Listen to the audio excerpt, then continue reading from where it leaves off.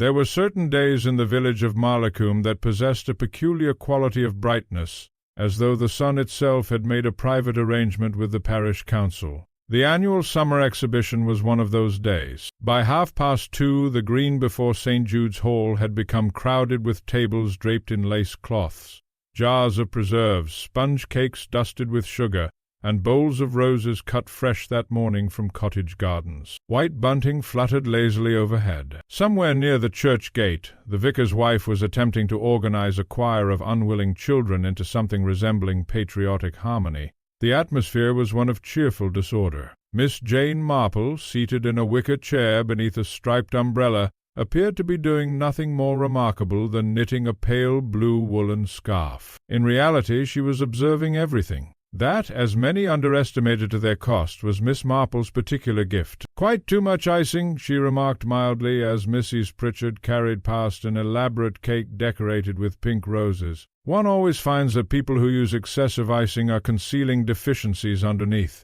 Her companion, Miss Elspeth Grant, laughed politely. "You make everything sound sinister, Jane." "My dear, it generally is." Miss Grant had come down from London for a fortnight's rest, and had already begun to suspect that village life contained more intrigue than the Foreign Office. She followed Miss Marple's gaze toward the entrance of the hall, where a small crowd had gathered around the exhibition's principal attraction. It was a photograph. Not merely any photograph, but an enormous panoramic image taken exactly 25 years earlier during Marlecoombe's Coronation Day celebrations. The old black-and-white print had been discovered only recently in the attic of the late Colonel Ashcombe's estate, and restored at some expense by the Women's Historical Society. The villagers had been speaking of little else for weeks. Everyone wished to locate themselves or their parents in the faded rows of smiling faces. "There's Mr. Simpkins beside the bandstand. And look, poor Edith Crowley before she ran off with that dreadful pianist. My goodness, wasn't Dr. Bellamy handsome?" The photograph occupied nearly the entire far wall of the hall. Men and women clustered before it in animated groups, pointing eagerly at familiar figures trapped forever in summer sunlight. Miss Marple did not immediately rise to inspect it. She preferred first to observe the observers. "There is something very revealing," she said softly, "about how people look at old photographs." Miss Grant glanced toward the crowd. "How so?" "Some search for happiness, some for reassurance, and some," said Miss Marple, lowering another stitch, "search for danger." At that moment a tall woman in a dark green dress moved abruptly away from the photograph. Miss Grant recognized her at once. "That is Mrs. Harriet Vale, isn't it? The widow who lives at Rosebank Cottage? She looks quite upset." Indeed, Mrs. Vale's expression was strained. She crossed the hall quickly, one gloved hand pressed against her handbag as though steadying herself. A moment later she disappeared outside into the sunshine. Miss Marple's eyes narrowed slightly. Harriet Vale had come to Marlecoombe only 3 years earlier after the death of her husband, a solicitor of modest distinction. She was considered pleasant enough, though reserved. Village opinion remained uncertain whether her reserve arose from grief, pride, or merely London habits. "Curious," murmured Miss Marple. "What is?" She left before anyone spoke to her. Before Miss Grant could reply, another voice joined them. "Miss Marple! There you are." "Inspector Daniel." Hewitt of the county police removed his hat with a smile. He was a broad-shouldered man in his early 40s, with a capable face that looked perpetually on the verge of skepticism. Miss Marple liked him, not because he always agreed with her, he seldom did, but because he possessed the rare intelligence to recognize when he ought to listen. "You've come for the excitement, Inspector?" she asked. "I'm told there's a lemon-tart competition fierce enough to require official supervision." Miss Grant laughed. Inspector Hewitt lowered his voice slightly. "Actually, I've been asked to keep an eye on things. Valuable items on display. Silver cups, historical materials. You know how these events are." "Yes," said Miss Marple. "Human nature does tend to accompany them." The inspector followed her gaze toward the photograph. "Remarkable piece, isn't it?" "Very. They say nearly the whole village is in it somewhere." "That," said Miss Marple quietly, "may prove unfortunate." Before the inspector could ask what she meant, a shrill cry rang out from inside the hall. Every head turned. A woman near the photograph had stumbled backward, one hand at her throat. Several people rushed forward at once. "What's happened?" "Good heavens!" "Fetch water!" Inspector Hewitt moved immediately toward the disturbance. Miss Grant rose in alarm, but Miss Marple remained seated for one brief instant longer. She had noticed something. Near the far edge of the photograph stood a young man in a gray summer suit. He was not looking at the commotion. He was looking toward the side exit. And in the space of that single moment, before he disappeared outside, Miss Marple saw unmistakable fear in his face. Then the hall erupted into confusion. The disturbance, it transpired, concerned no illness at all. Someone had damaged the photograph. A jagged tear, nearly 18 inches long, slashed through the lower center of the restored print. Gasps and exclamations filled the room as villagers crowded around in horror. "Oh, how dreadful! It must have happened just now. Who would do such a thing?" Mrs. Abernathy, president of the Historical Society, appeared close to collapse. £25 for restoration," she cried. "And imported mounting besides." Inspector Hewitt quickly established order. "Please stand back. Everyone stand back." The tear itself was peculiar. It did not run randomly across the photograph, but passed with remarkable precision through a cluster of 6 faces near the center of the crowd scene. Miss Marple approached slowly, leaning on her cane. "Curious," she murmured again. Inspector Hewitt glanced at her. "You see something?" murmured again. Inspector Hewitt glanced at her. "You see something?" "Possibly." He studied the damaged section. "Looks deliberate enough." "Yes," said Miss Marple. "Extremely deliberate." The 6 damaged faces were now impossible to identify. Only fragments remained, an eye here, half a collar there, the outline of a hat. Yet surrounding faces remained untouched. Miss Grant shivered. How malicious! A voice spoke suddenly behind them. All frightened, they turned to find Dr. Leonard Bellamy standing nearby. Time had thickened him somewhat since the days of the photograph, but traces of former good looks persisted. He was regarded as one of Malacombe's most respected men, a widower, charitable, discreet, and reassuring in crises. "Frightened?" repeated Inspector Hewitt. Dr. Bellamy nodded toward the ruined section. "Someone wanted those faces destroyed." A silence followed. The idea settled unpleasantly over the room. Inspector Hewitt asked briskly who was originally pictured there. Nobody answered immediately. Villagers exchanged uncertain looks. Finally Mrs. Abernathy spoke. "I'm not entirely sure. The restoration was incomplete in places. But surely someone remembers?" 25 years is a long time," said Dr. Bellamy quietly. Miss Marple said nothing. She was studying the edge of the tear. Not the damage itself, but the tiny smudges beside it. Black marks, as though someone handling photographic chemicals or printer's ink had touched the surface recently. Her gaze drifted across the hall. The young man in the gray suit had not returned. Tea was eventually served, though with diminished enthusiasm. Conversation now revolved entirely around the vandalized photograph. Village gossip, once stirred, spread like spilled ink. "It must have been that journalist fellow." No, outsiders wouldn't know where to cut. I heard old Mrs. Fenwick say there was some scandal attached to the coronation fete." "What sort of scandal?" "Well," lowered voices followed. Miss Marple listened carefully. Human beings, she often reflected, possessed a remarkable instinct for approaching truth sideways. By 6 o'clock the exhibition was closing early. Rain clouds had gathered unexpectedly over Malacombe, turning the sky the color of pewter. Villagers departed in anxious little groups beneath umbrellas and hats. Miss Grant and Miss Marple walked slowly along the lane toward the cottage. "You think the damaged photograph matters, don't you?" Miss Grant asked. "Why?" Miss Marple adjusted her gloves thoughtfully. "Because destruction is seldom meaningless, particularly when performed publicly." She paused beside a hedge heavy with white roses. "And because," she added softly, "someone at that exhibition was terribly afraid." "Of what?" Miss Marple looked back toward the village hall, now dim beneath gathering rain. "My dear," she said, "that is precisely what troubles me." At that exact moment, far across the village green, a single scream pierced the evening air. For several seconds after the scream, the village seemed to hold its breath. Miss Grant clutched Miss Marple's arm. Good heavens, what was that? But Miss Marple was already moving. One might have imagined, observing her ordinarily, that Miss Marple moved only with delicate slowness. Yet in moments of urgency she possessed a surprising swiftness of purpose. Her small figure advanced steadily down the lane, while villagers emerged from cottages and garden gates in alarm. The scream had come from the direction of Rosebank Lane. Rain had begun to fall, not heavily,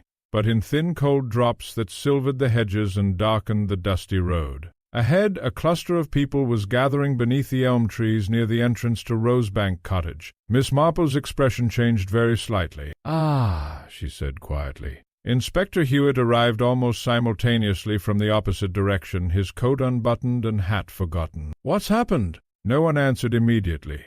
Mrs. Finch, the baker's wife, stood trembling beside the hedge with one hand pressed to her mouth. The vicar was attempting unsuccessfully to move several curious boys away from the gate, and lying half upon the gravel path, one arm twisted awkwardly beneath him, was the young man in the grey summer suit.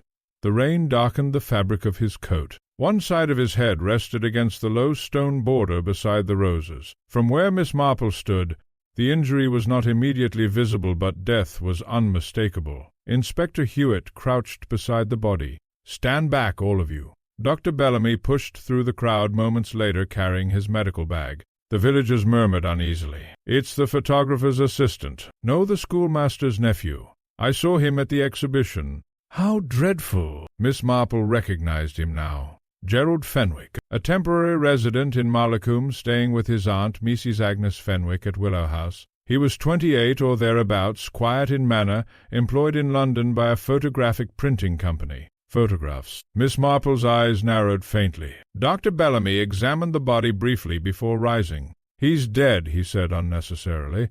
Inspector Hewitt looked toward the nearby hedge. "There's blood here." The wound, now visible beneath wet hair, appeared to be at the back of the skull. "Fall?" suggested someone weakly. The inspector's expression made clear what he thought of that possibility. Miss Marple, meanwhile, had noticed something else. Gerald Fenwick's right hand remained tightly clenched. Inspector Hewitt noticed it at the same moment. "Careful now." Gently he prized open the fingers. Inside lay a fragment of photograph paper. Rain had blurred it badly already, but part of an image remained visible, a woman's face, smiling faintly beneath a broad summer hat. Miss Grant whispered. From the damaged photograph, Inspector Hewitt rose slowly.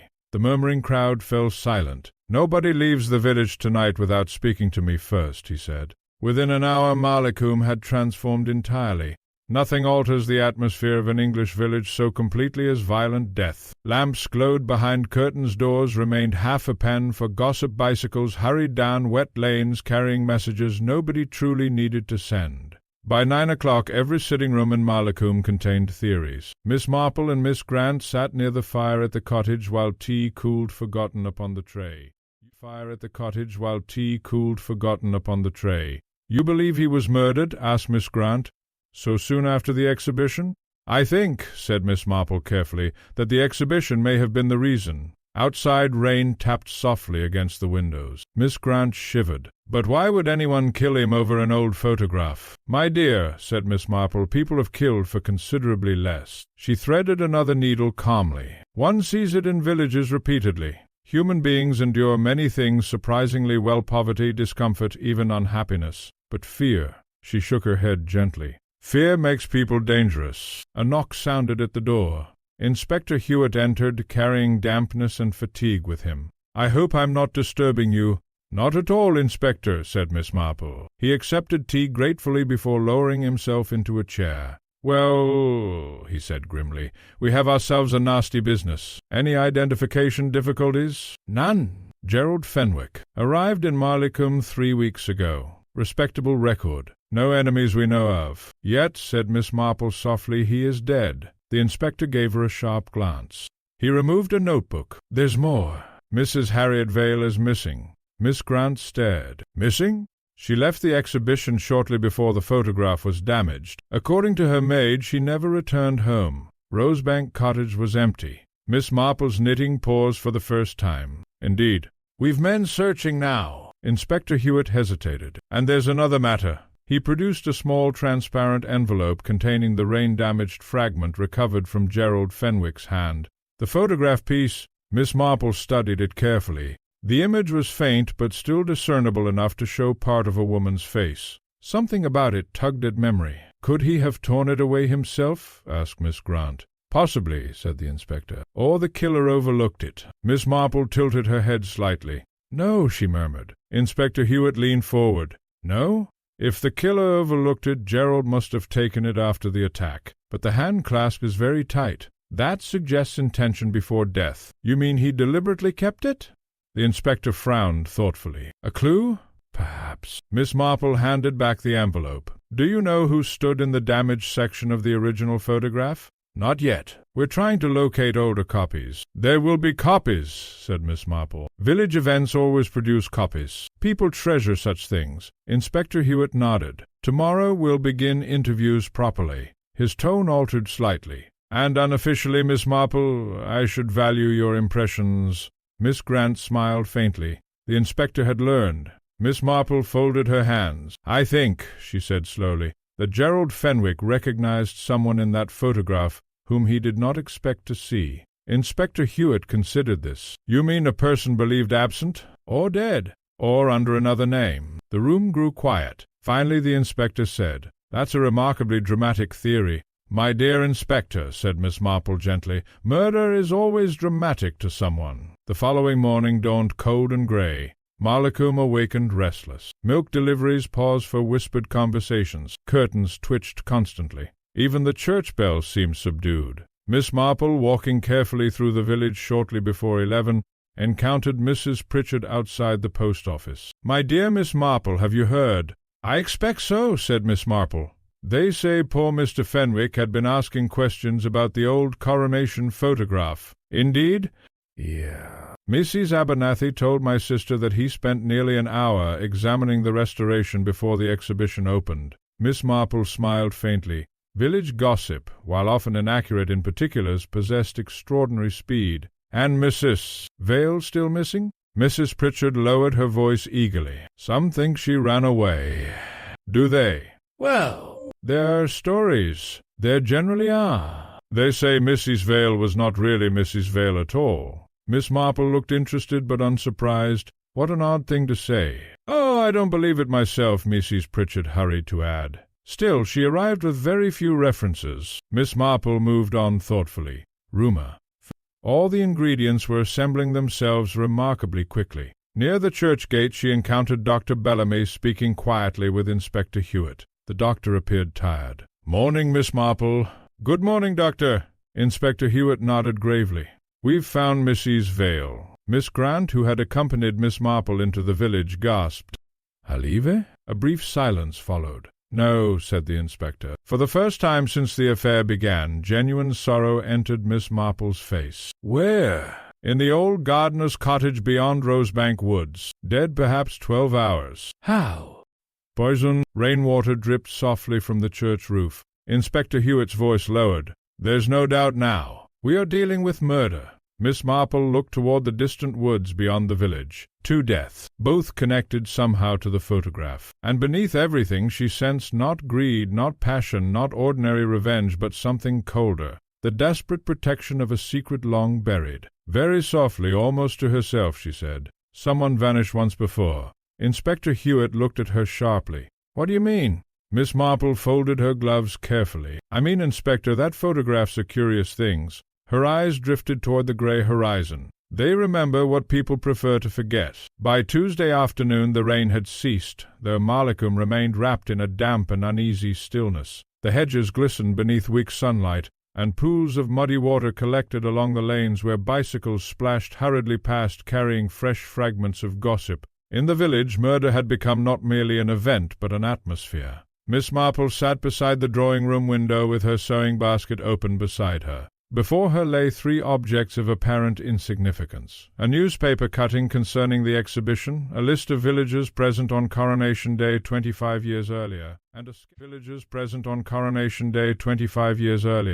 a sketch Inspector Hewitt had made of the damaged portion of the photograph. Miss Elspeth Grant regarded these items doubtfully. I cannot imagine how anyone solves crimes from scraps of paper and village chatter. My dear, said Miss Marple mildly, that is precisely how crimes are solved. The difficulty lies only in arranging the scraps correctly. She picked up the inspector's sketch. The damaged section of the photograph had contained 6 figures standing near the bandstand during the long-ago festivities. Though the original faces were ruined, enough remained from surrounding details for several villagers to identify at least some of them. One figure had almost certainly been Colonel Ashcombe. Another appeared to be Mrs. Lydia Bellamy, the late wife of Dr. Bellamy. A third might have been Thomas Keene, formerly gardener at Ashcombe Hall and dead these 12 years. The remaining figures remained uncertain. Or perhaps, Miss Marple thought, people preferred uncertainty. There came a knock at the cottage door. Inspector Hewitt entered carrying a flat cardboard portfolio beneath one arm. "You were right," he said without preamble. Miss Marple looked up. "There were other copies?" "Several. Most damaged with age, but one rather good print turned up in an attic above the chemist's shop." He placed the portfolio carefully upon the table.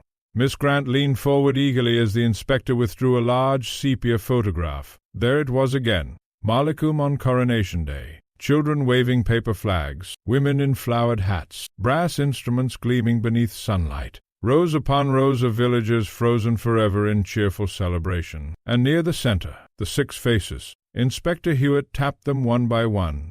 Colonel Ashcombe, Mrs. Lydia Bellamy, Thomas Keene, Reverend Potter, who later left the parish. He hesitated. "And these two?" Miss Marple adjusted her spectacles. One was unmistakably a young woman with dark hair and striking eyes. The other a tall man in a light summer suit. Something about him seemed oddly familiar. Miss Grant spoke first. "Why, that looks rather like Gerald Fenwick." Inspector Hewitt nodded grimly. "That's exactly what struck us." The room fell silent. The figure in the photograph did indeed resemble the murdered man, not perfectly, but enough to suggest family likeness. Miss Marple said softly, "A father, perhaps." "That's our thought," said the inspector. "Gerald's father visited Malacombe years ago, according to his aunt, though she claims not to know why." Miss Marple continued studying the image. "And the woman?" "No identification yet." But Miss Marple scarcely heard him, because she had noticed something else. Not in the faces, in the expressions. 5 of the 6 subjects appeared relaxed, smiling faintly toward the camera. But the dark-haired woman was not looking at the photographer.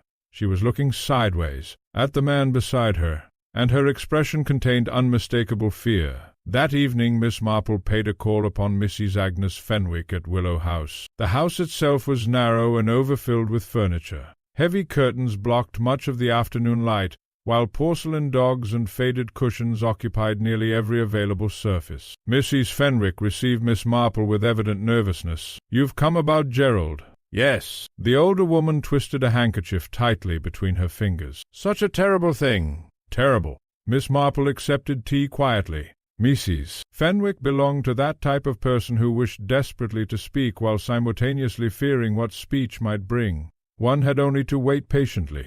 At last the words came. He was asking questions. "Yes, about his father." Miss Marple nodded gently. "Gerald's father was in Malacombe before?" "For several months. Long ago." Mrs. Fenwick lowered her voice. "There was trouble." "What sort of trouble?" "I never knew exactly. My brother Arthur never discussed it properly." She hesitated. "But he left suddenly, very suddenly. And afterward?" "He forbade Gerald ever to come here." Miss Marple's eyes sharpened slightly. "Yet Gerald came anyway." "Why?" Mrs. Fenwick looked miserable. "Because Arthur died last winter, and after his death Gerald found papers." "What kind of papers?" "I don't know. Letters, perhaps. Old documents." Miss Marple said nothing. Silence, she knew, often encouraged truth more effectively than questions. Mrs. Fenwick finally whispered, "Gerald believes someone in Malacombe had stolen another person's life." Outside, wind stirred the hedges softly. Miss Marple spoke very quietly. "What did he mean?" "I don't know." But Miss Marple thought she probably did know or suspected. Human beings almost always recognize truth emotionally before admitting it intellectually.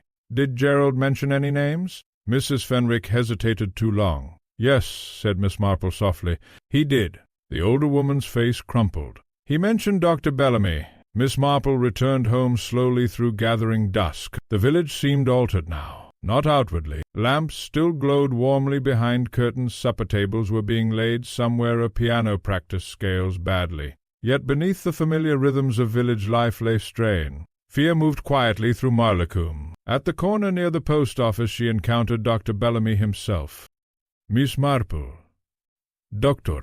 He removed his hat politely. "I hear you've been speaking with Mrs. Fenwick." Village information traveled with astonishing speed. "Yes." Dr. Bellamy studied her carefully. "You think Gerald discovered something?" "I think he believed he had." The doctor's face looked suddenly older. Belief can be dangerous. Yes, said Miss Marple, particularly if correct. For a moment neither spoke. Then Dr. Bellamy said quietly, "There are matters buried in every village, Miss Marple. Old mistakes, old sins. Most are best left undisturbed." Miss Marple regarded him thoughtfully. "That depends entirely," she said, upon who was harmed by them. Something flickered across his face, then something quick and troubled. Not guilt exactly, recognition. Before he could answer, footsteps approached hurriedly along the lane. Inspector Hewitt emerged from the shadows carrying visible excitement. "We've found something." "What is it?" asked Miss Marple.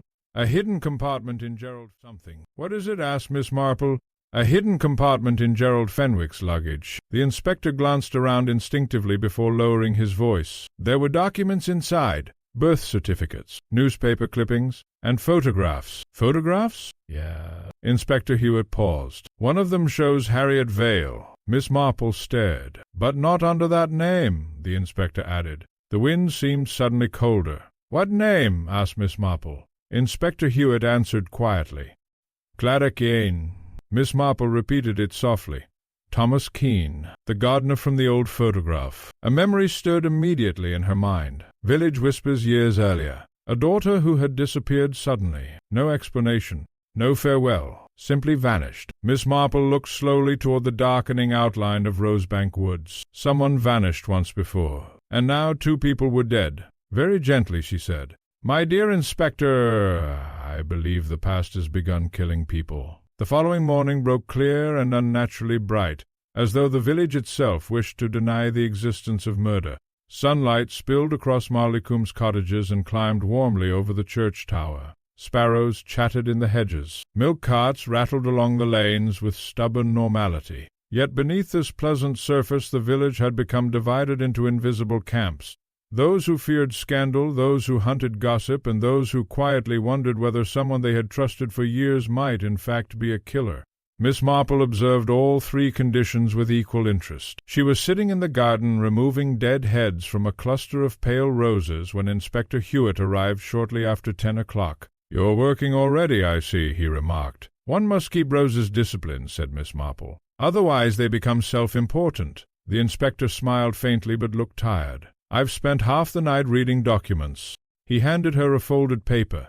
A copy of the birth certificate found among Gerald Fenwick's belongings. Miss Marple adjusted her spectacles. Name of child, Clara Edith Keane. Father, Thomas Keane. Mother, Sarah Keane, deceased. Beneath the official details appeared a penciled notation in Gerald's handwriting. Disappeared August 1931. Last seen Malcolm Fett. Miss Marple read it twice. "The same summer as the photograph," she murmured. Inspector Hewitt nodded. "There's more." He removed another paper from his coat pocket. This was hidden behind the certificate. It was a newspaper clipping, yellow with age. "Local girl missing. Police continue search for Clara Keane, age 19, daughter of Ashcombe Hall gardener Thomas Keane. Miss Keane disappeared late Saturday evening following village celebrations. Foul play not suspected." Miss Marple's expression altered almost imperceptibly. "Foul play not suspected," she repeated softly. "My men searched county records this morning," said the inspector. "No trace afterward. No marriage registration. No passport application. Nothing. She vanished completely." Miss Marple handed back the clipping. "And Harriet Vale was Clara Keane." "That appears certain." Inspector Hewitt lowered himself carefully into the wicker chair opposite hers. "What I cannot understand," he admitted, "is why she returned after 25 years under another name." Miss Marple continued trimming roses thoughtfully. "My dear Inspector, people generally return for one of 3 reasons. Yes? Love, fear, or revenge. And which applies here?" Miss Marple looked toward the village green beyond the hedges. "That," she said gently, "is the interesting question." By noon the inspector had persuaded Mrs. Abernathy to reopen the village hall briefly, so he could re-examine the damaged photograph under proper light. Miss Marple accompanied him. The hall, empty now of cheerful crowds and bunting, possessed a melancholy air. Folded tables leaned against walls. Wilted flowers remained forgotten in jars. The torn photograph hung alone at the far end like an injury. Inspector Hewitt studied the damaged section carefully. "I still think the tear was made before the murder. But why damage the photograph publicly?" Miss Marple moved closer. "Because someone panicked." She pointed delicately with one gloved finger. "Observe here." Along the lower edge of the tier remained tiny traces of dark residue. "Photographic developer," said the inspector. "Our laboratory confirmed it this morning." "Yes, which means the person handling the photograph worked with photographic materials recently." The inspector frowned. "Gerald worked in photographic printing." "Precisely." Miss Marple's eyes moved slowly across the room. "And I think Gerald confronted someone at the exhibition." "About Clara Keene?" "Possibly." Inspector Hewitt considered this. "You suspect blackmail?" Miss Marple shook her head. "Gerald does not strike me as a blackmailer." "Then what?" She smiled faintly. "A seeker after truth." The inspector gave a skeptical sound. "Truth-seekers rarely end well in murder cases." "No," agreed Miss Marple quietly. "They do not." At that moment footsteps sounded behind them. Dr. Bellamy entered the hall carrying his hat in one hand. "Inspector, Miss Marple." His manner was calm but strained beneath the surface. "I understand you wish to speak with me further." Inspector Hewitt nodded. "About Clara Keene." For the first time the doctor's composure faltered visibly. He glanced toward the damaged photograph. "I wondered when we should arrive at that." Miss Marple watched him closely. "You knew her well?" A pause followed. "How well?" asked the inspector. Dr. Bellamy answered with visible effort. "We were engaged to be married." Silence settled heavily over the hall. Miss Grant, who had accompanied them quietly, looked astonished. "But nobody ever mentioned." "No," said Dr. Bellamy. "Nobody did." He moved slowly toward the photograph. "Clara was beautiful. Far too alive for a village like Mallicum." A tired smile crossed his face briefly. "Everyone admired her. Some envied her." "What happened?" asked Inspector Hewitt. The doctor stared at the ruined section of the image. "She disappeared." "Yes, but why?" "I never knew." Miss Marple spoke softly. "Did you love her, doctor?" He closed his eyes briefly. The answer was simple and utterly convincing. Miss Marple believed him. Inspector Hewitt said carefully, "Yet she returned 25 years later under another name."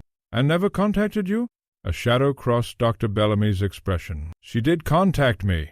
The inspector stiffened. "When?" "3 days ago." Miss Grant gasped. "What did she want?" Dr. Bellamy hesitated. "To tell me the truth." Outside the hall, clouds had begun gathering once more above Mallicum. Miss Marple and Inspector Hewitt walked slowly beside the churchyard wall after the doctor departed. "Well," said the inspector grimly, "that changes matters. You think he killed her?" Miss Marple shook her head immediately. "No." The certainty of her answer surprised him. "You're quite sure?" "Quite." "Why?"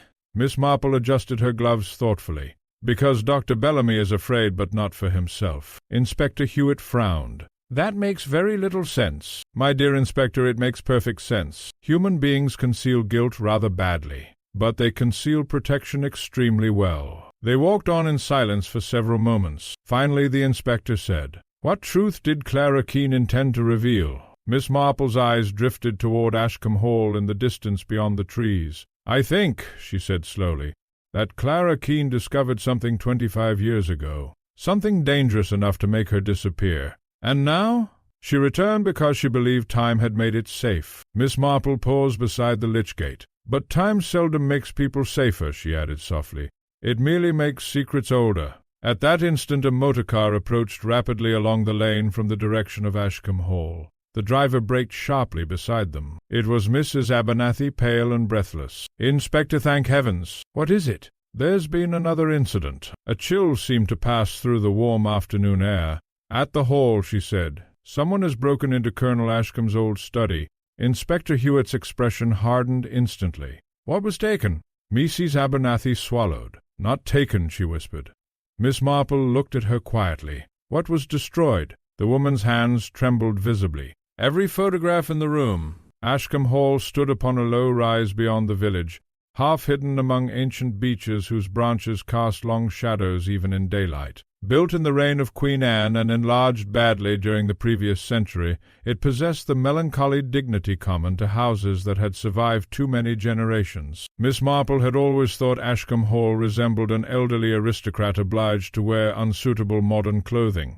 By the time the motor-car reached the hall, the afternoon sky had darkened once again. A wind moved heavily through the trees, carrying with it the sharp scent of approaching rain. Inspector Hewitt helped Miss Marple from the car. "You needn't trouble yourself with this, you know." "My dear Inspector," she replied mildly, "when someone begins destroying photographs in large quantities, it becomes extremely troubling." Mrs. Abernathy led them inside. The hall had not yet fully recovered from Colonel Ashcombe's death the previous winter. Dust sheets lingered in corridors, clocks had stopped, furniture stood with the abandoned stillness peculiar to houses between owners. "The study is through here." They entered a long, dark room lined with bookshelves and portraits of deeply unimpressed ancestors. The damage was unmistakable. Photograph frames lay smashed across the carpet. Cabinets had been overturned. Album pages were ripped apart and scattered like dead leaves. Glass glittered beneath the windows. But it was not random vandalism. Miss Marple saw that immediately.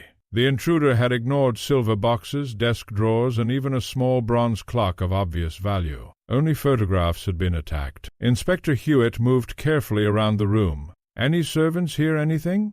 Mrs. Abernathy shook her head. "The hall is nearly empty now. Only Mr. Briggs remains." "Briggs?" "The Colonel's former valet." At that moment an elderly man appeared uncertainly in the doorway. Mr. Briggs possessed the cautious expression of a servant who had spent 40 years surviving aristocratic tempers through silence. "You sent for me, madam?" Inspector Hewitt turned sharply. "You discovered this?" "Yes, sir." "When?" "About an hour ago." The inspector gestured toward the wreckage. "Anything missing?" Briggs hesitated. "One item, perhaps." "What item?" "A photograph album." Miss Marple looked up quickly. "What sort of album?" "Village events mostly, miss. Garden fete, church gatherings, coronation celebrations." Inspector Hewitt exchanged a glance with Miss Marple. "Do you know if the missing album contained the original photographs shown at the exhibition?"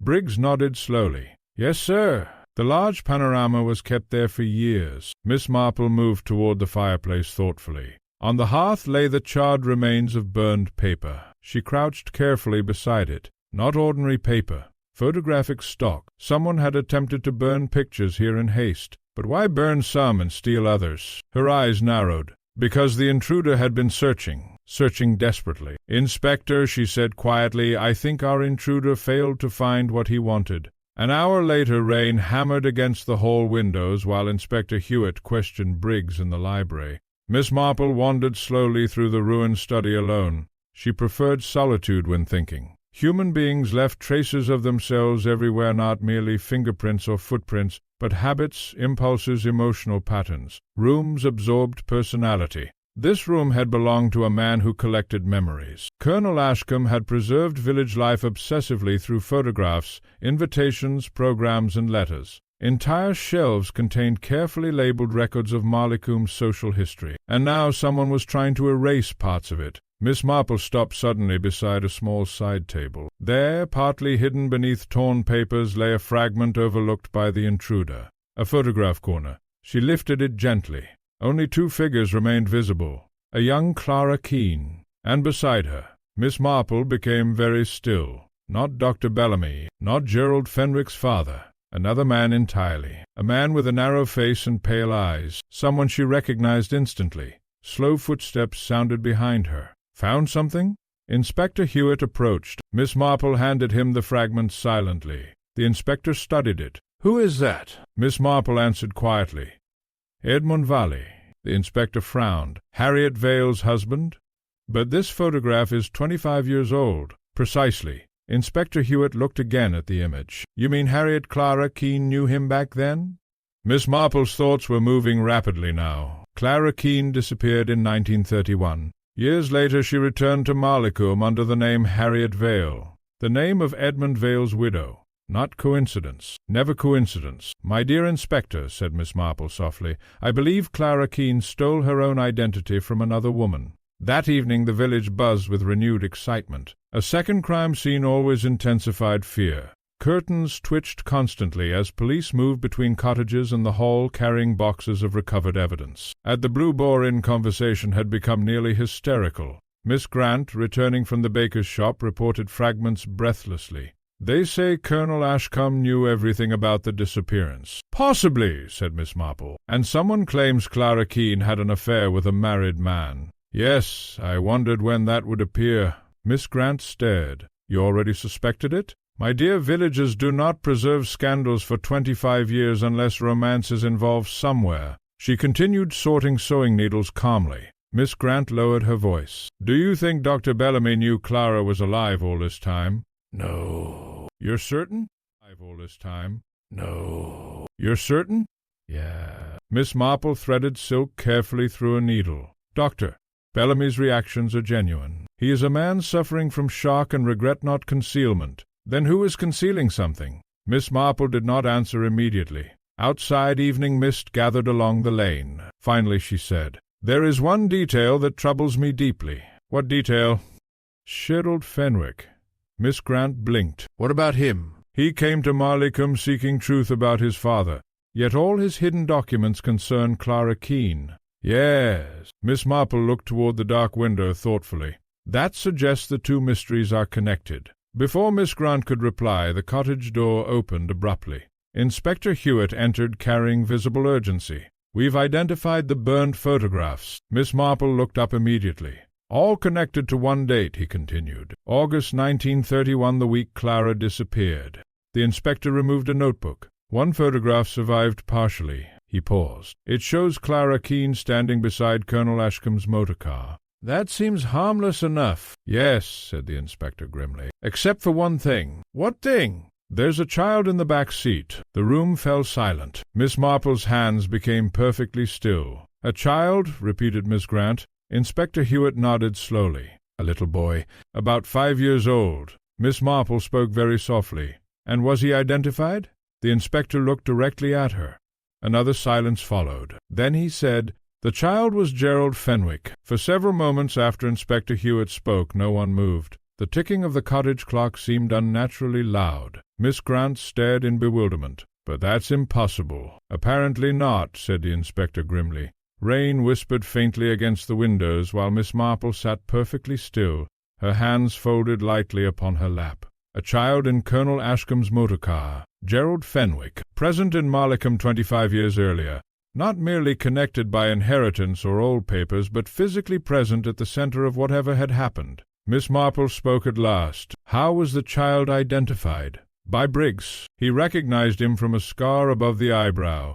Miss Grant frowned. "But Gerald was only a small boy." "Yes," said Miss Marple quietly, "which means he may have witnessed something adults believe forgotten." Inspector Hewitt nodded. "That's precisely what worries me." He paced once across the room before continuing. "We questioned Mrs. Fenwick again this evening. She finally admitted Gerald's father brought him to Marleycombe briefly during the summer of 1931. Why? She claims not to know." Miss Marple's expression suggested skepticism. "People frequently do not know things they have spent years avoiding." The inspector smiled faintly. "You may be right." Miss Grant looked troubled. "But what connection could Gerald's father have had with Clara Keene?" Miss Marple answered absently. "Possibly none. Possibly everything." Her thoughts had already begun arranging themselves into patterns. Clara Keene disappears. A young Gerald Fenwick present secretly in the village. Colonel Ashcombe involved somehow. And now photographs being systematically destroyed. No, not systematically. Selectively. That was important. Only certain images mattered.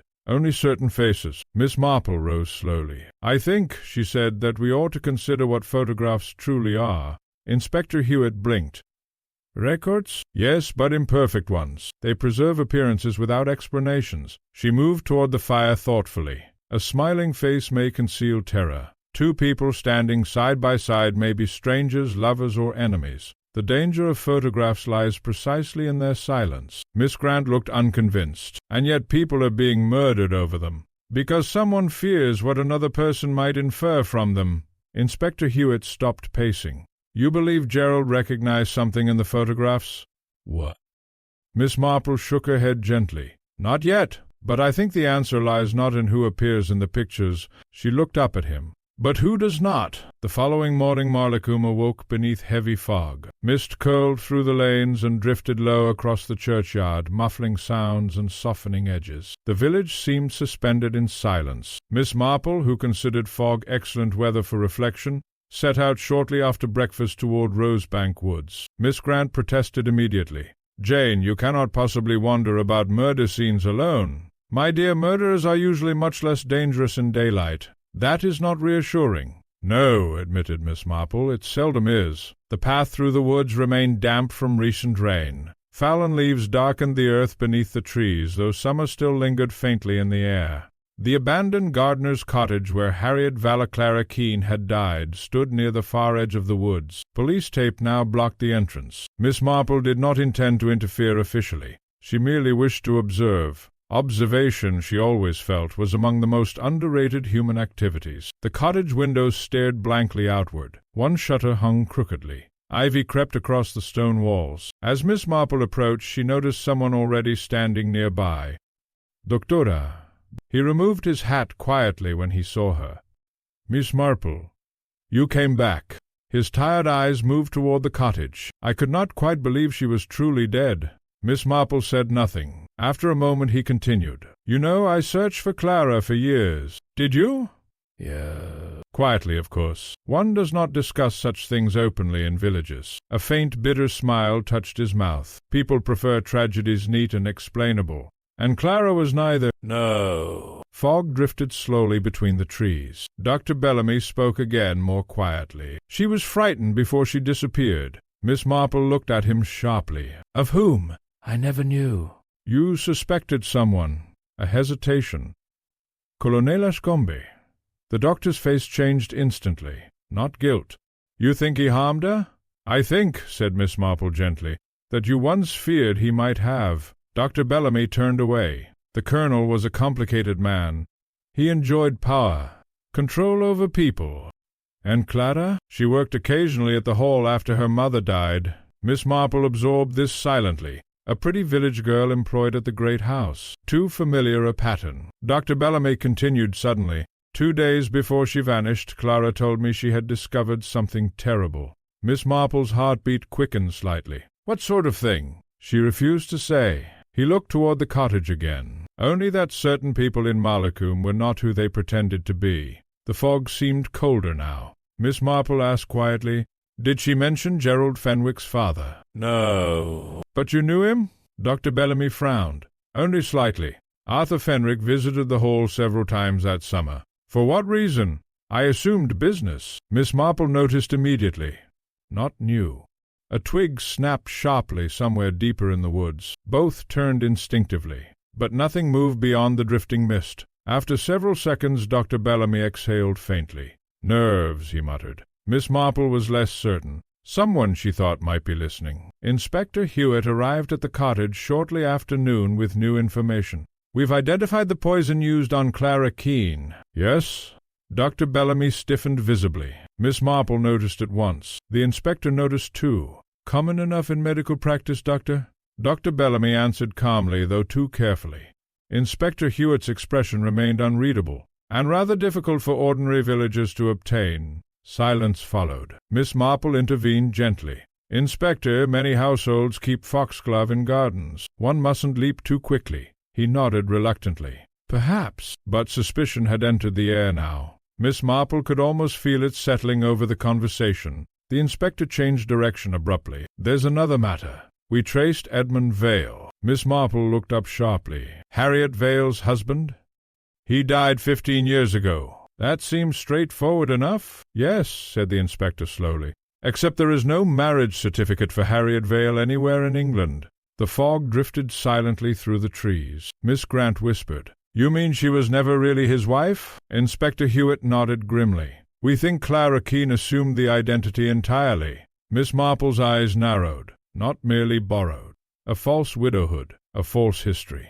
To hide from someone, or from something. Very softly she said, "My dear Inspector, I believe Clara Keene spent 25 years pretending to be dead while someone else pretended she never existed." That afternoon the fog lifted at last, leaving Malacombe washed pale beneath weak sunlight. Yet the disappearance of mist brought no clarity to the village. If anything, matters had grown more uncertain. Suspicion now moved openly from house to house. Some villagers believed Dr. Bellamy guilty. Others whispered about Colonel Ashcombe's long-dead influence. A few insisted Clara Keene had returned merely to blackmail respectable people over ancient scandals. Miss Marple listened to all of it with polite attention and inward skepticism. Village opinion, she reflected, usually resembled ivy. It spread rapidly and attached itself to whatever surface lay nearest. She was seated in the drawing-room shortly before 4 o'clock when Inspector Hewitt arrived carrying a small rectangular object wrapped carefully in cloth. "I thought you ought to see this immediately." Miss Grant looked up eagerly. "Another photograph?" In a manner of speaking. The inspector unwrapped the bundle. It was an old silver photograph frame tarnished with age. The glass front had cracked diagonally across one corner. "Found at Ashcombe Hall?" asked Miss Marple. Yes. One of my men noticed the backing was unusually thick. He turned the frame over deftly and removed the cardboard backing. Something slid out. A folded letter. Miss Grant gave a small gasp. The paper itself was yellowed and brittle, sealed once with dark red wax now broken by time. Inspector Hewitt handed it carefully to Miss Marple. The handwriting appears to be Clara Kane's. Miss Marple unfolded the letter slowly. The writing, though faded, remained legible. "Leonard, I cannot bear this any longer. You were right. They mean to silence me. I have seen the papers with my own... You were right. They mean to silence me. I have seen the papers with my own eyes, and now I understand why Arthur is frightened. The child changes everything. Colonel Ashcombe says no one will believe me, but I know what I saw that night in the study. If anything happens to me, remember this. The photograph proves who was there. C.K." The room became utterly silent. Inspector Hewitt spoke first. "The child changes everything." Miss Grant looked bewildered. "What child?" But Miss Marple was no longer listening fully. Her eyes had fixed upon a different sentence. "Arthur is frightened. Arthur Fenwick, Gerald's father, not merely connected, involved, deeply involved." Miss Marple folded the letter carefully. "This was never posted." "No," said the inspector. "It was hidden, which means Clara feared interception." Inspector Hewitt nodded. "And she mentions papers seen in Colonel Ashcombe's study." Miss Marple rose slowly and crossed toward the window. Outside, the village green looked deceptively peaceful. Children cycled past the war memorial. Someone somewhere was mowing grass. Ordinary life persisted stubbornly beside murder. Yet now the outline of the older mystery had sharpened. A child. Papers hidden at Ashcombe Hall. Arthur Fenwick frightened, and Clara Keene silenced. Miss Grant spoke hesitantly. "You don't suppose the child was Gerald?" Miss Marple turned back. "No," she said quietly. "Gerald was already alive." A pause followed. Then Inspector Hewitt said slowly, "You think there was another child, and important enough to destroy lives over." Miss Marple's eyes moved toward the old photograph fragment lying upon the table. "The sort of importance," she murmured, "that alters inheritance." An hour later they sat together in Colonel Ashcombe's abandoned study once more. The room had been partially tidied since the break-in, though broken glass still glimmered occasionally beneath furniture. Inspector Hewitt spread documents across the large oak desk. I had county records brought from Medchester. Miss Marple examined them carefully. Parish registrations, and among them, a single certificate marked unofficially with pencil. Male child. Augusto 1931. Mother's name omitted. Miss Grant leaned closer. "There's no father listed either." "No," said the inspector. "The registration was incomplete." Miss Marple studied the date thoughtfully. "Only 2 weeks before Clara vanished." Inspector Hewitt nodded. "And look here!" He handed her another paper. A legal amendment to Colonel Ashcombe's will dated September 1931. The colonel had altered several inheritance provisions abruptly that autumn. Most notably, a substantial trust fund originally intended for a distant cousin had been cancelled without explanation. Miss Marple became very still. "Yes," she murmured. "That is interesting." The inspector watched her closely. "You see something?" "My dear Inspector, I think I see the shape of something." She tapped the unsigned birth registration lightly. "A child born secretly. Clara frightened. Arthur Fenwick involved. The colonel suddenly altering his will." Miss Grant's eyes widened slowly. "You think the child belonged to Colonel Ashcombe?" Miss Marple shook her head. "No." "Then whose?" Miss Marple did not answer immediately. Instead, she walked slowly toward the ruined photograph albums piled near the fireplace. Photographs. Always photographs. Evidence without words. She turned suddenly back toward Inspector Hewitt. "Tell me exactly where Gerald Fenwick's body was found." "Near Rosebank Lane." "Facing which direction?" The inspector blinked at the abruptness. "Toward the woods, I believe." "And the photograph fragment in his hand?" "In his right hand." Miss Marple nodded faintly. "Yes, I thought so." Inspector Hewitt looked exasperated. "You thought what?" That Gerald was not running from the killer. The inspector stared. What do you mean?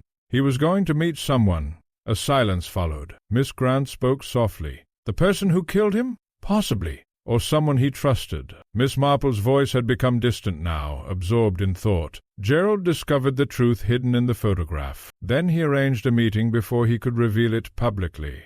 Inspector Hewitt frowned. But if he knew the truth, why carry only a torn photograph fragment? Miss Marple smiled sadly. Because human beings rarely trust abstract evidence. She lifted the old letter gently. He needed confirmation from someone who had lived it. Outside the study windows, clouds were gathering again. The inspector leaned forward. You've formed a theory. Part of one. Will you share it? Miss Marple looked toward the darkening grounds of Ashcombe Hall. I think, she said slowly, that 2 people disappeared in 1931. Inspector Hewitt frowned. Yes, Clara Keene and a child.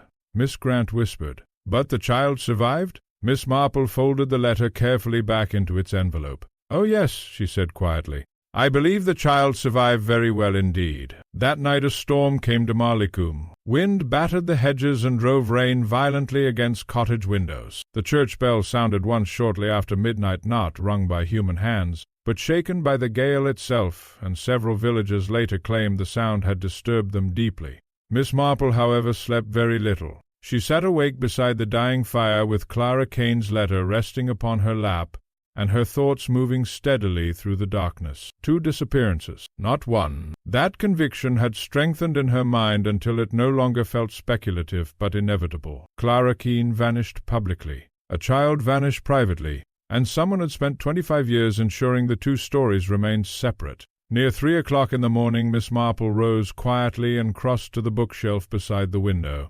From a drawer she removed an old parish directory of Marlecombe families. Turning pages slowly, she stopped at a familiar name.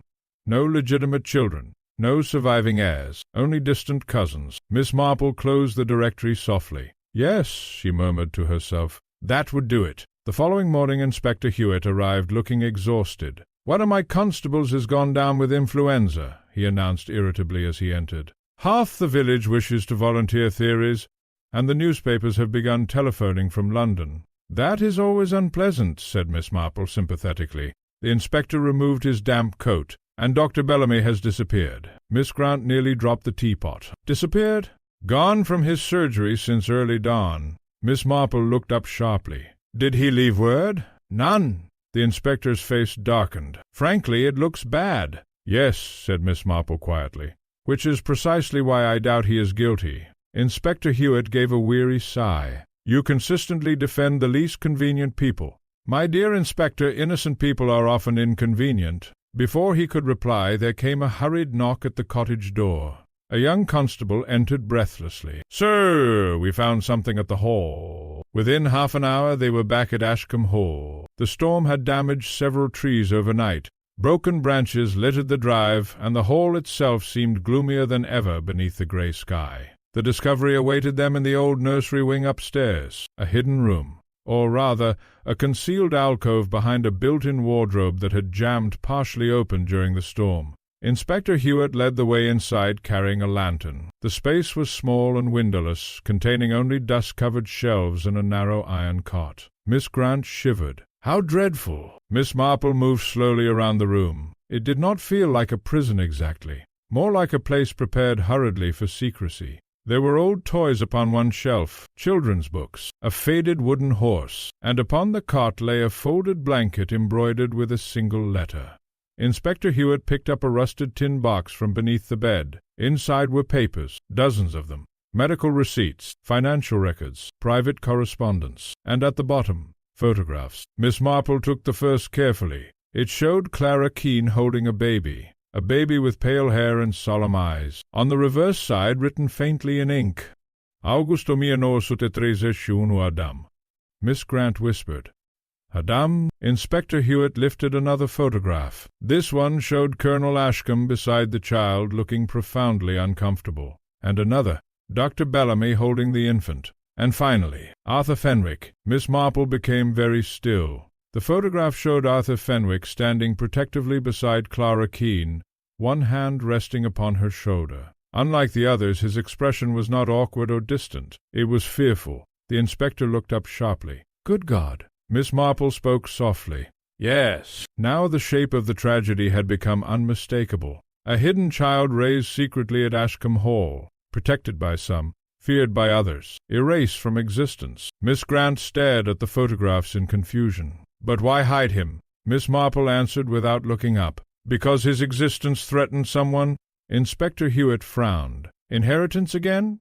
"Yes, but more than inheritance." She held up the photograph of Clara and the child. "This boy was not merely inconvenient. He was dangerous." The inspector's eyes narrowed. "You know who the father was?" Miss Marple looked at him quietly. "I think I do." At that moment hurried footsteps echoed in the corridor outside. A constable appeared in the doorway. "Sir Dr. Bellamy's been found." "Where?" "In the churchyard." The constable swallowed visibly. "He's alive, but someone attacked him."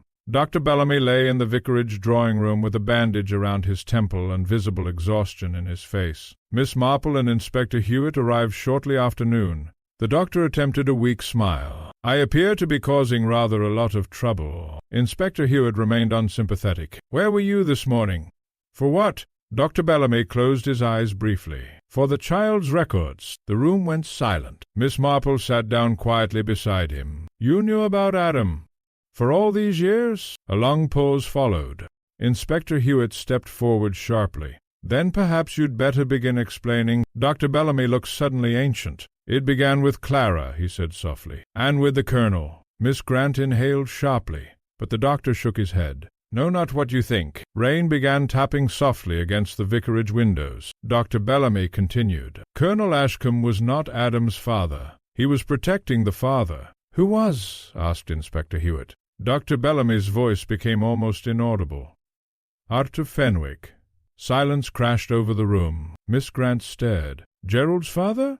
Inspector Hewitt looked stunned. "Then Adam and Gerald were half-brothers," said Dr. Bellamy. Miss Marple closed her eyes briefly. At last, the hidden shape beneath everything had emerged. Arthur Fenwick fathered a child with Clara Keene, a child concealed at Ashcombe Hall, a child erased from public record. And 25 years later Gerald Fenwick returned searching for truths his father had feared all his life. Inspector Hewitt spoke slowly. "But why conceal the boy?" Dr. Bellamy looked toward the rain-darkened windows. "Because Arthur Fenwick was already married," Miss Grant whispered.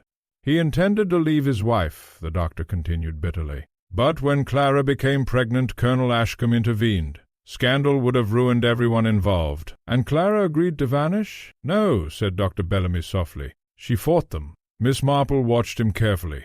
"And afterward?" The doctor's expression twisted painfully. "Afterward, the child disappeared." A silence followed. Inspector Hewitt's voice hardened. "What do you mean, disappeared?" Dr. Bellamy looked directly at him. "I mean," he whispered, "that someone took Adam away." The rain continued throughout the afternoon, falling in slow grey sheets across Malacombe. Water streamed from cottage roofs and gathered in shining pools along the lanes, while indoors the village fed eagerly upon its newest revelations. Arthur Fenwick, Clara Keene, a hidden child. Even by village standards it was a scandal of magnificent proportions. Yet Miss Marple remained unsatisfied. She sat beside the vicarage fire after Dr. Bellamy's confession, listening more carefully to what the doctor omitted than to what he said aloud. That, she often reflected, was where truth usually lived. Inspector Hewitt stood near the mantelpiece, arms folded tightly. "You expect me to believe a child simply vanished?" Dr. Bellamy looked exhausted. "I was told the boy had been sent abroad." "By whom?" "Colonel Ashcombe."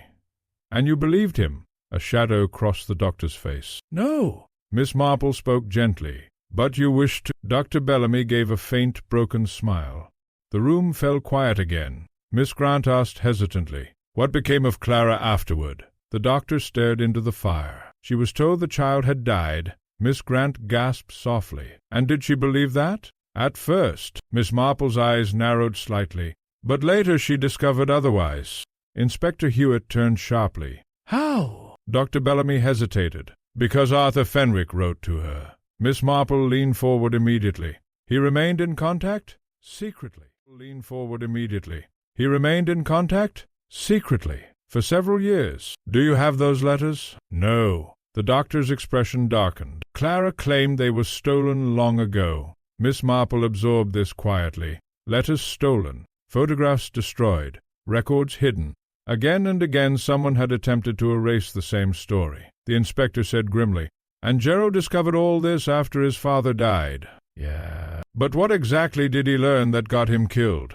Dr. Bellamy shook his head. I don't know. Miss Marple believed him. The doctor knew fragments, emotions, regrets, but not the final truth. And somewhere within that missing truth lay murder. Late that evening, Miss Marple returned home through rain-soaked lanes accompanied by Miss Grant. The village seemed unnaturally silent now. Curtains glowed behind drawn windows, but few people ventured outdoors. Fear had begun replacing gossip. At the cottage, Miss Marple removed her gloves thoughtfully and stood for a long moment without speaking. Miss Grant finally burst out. "You know something."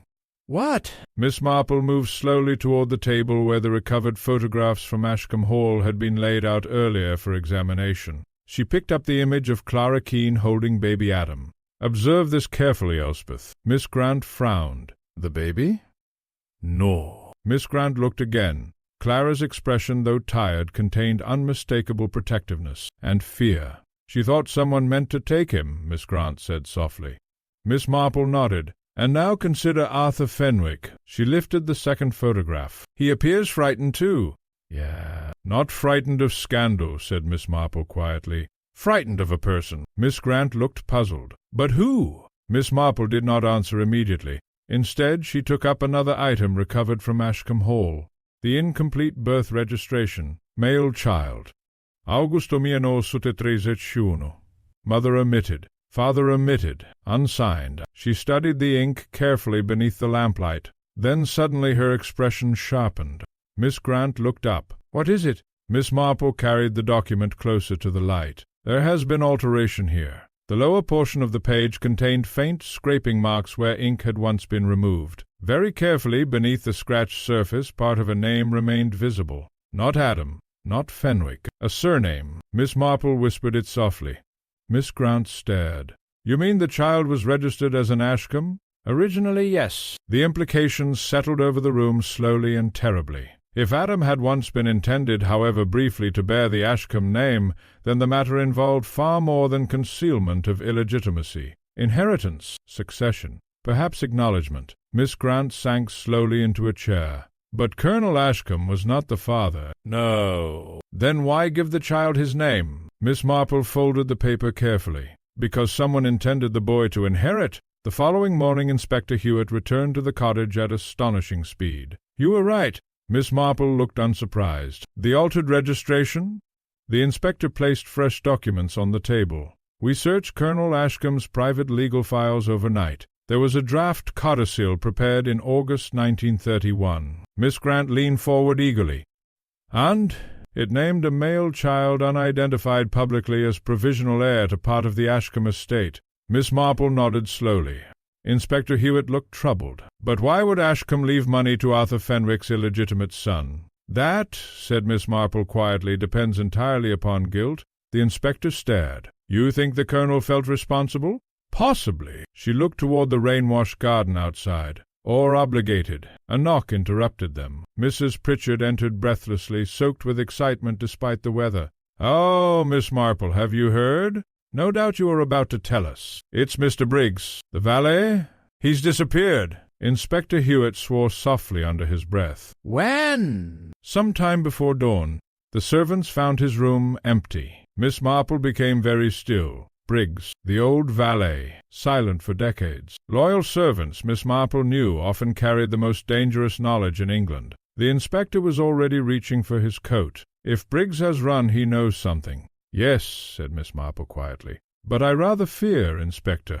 She looked toward the window where rain blurred the village beyond. "That someone else fears it too. They found Briggs 2 hours later. Or rather, they found his bicycle abandoned beside the old quarry road beyond Rosebank Woods. The bicycle itself lay half submerged in muddy water, one wheel still spinning faintly when the first constable arrived. No sign of Briggs. Inspector Hewitt organized a search immediately.